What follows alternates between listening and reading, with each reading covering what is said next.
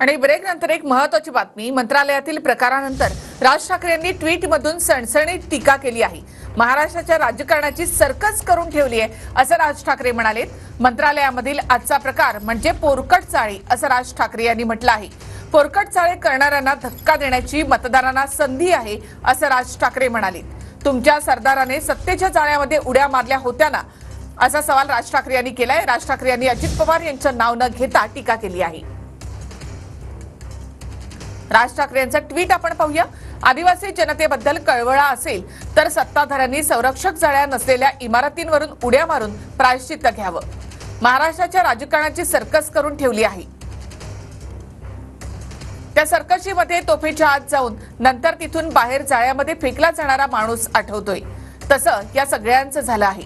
आता जनतेच्या तोफेच्या तोंडी जायची वेळ आली, मग आपण स्वतः जाळ्यांवर उड्या मारा। महाराष्ट्राच्या जनतेला विनंती आहे की त्यांना तोफेच्या तोंडी जाणं म्हणजे नक्की काय असतं हे या निवडणुकीमध्ये दाखवून द्या।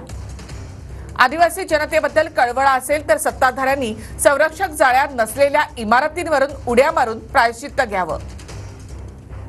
राज ठाकरे यांनी ही ट्विट केलेलं आहे। तुम्हाला गृहीत धरायचं, तुमच्या पिढ्यांच्या पिढ्या बर्बाद करायच्या आणि नंतर स्वतः पोरकट चाळे करायचे।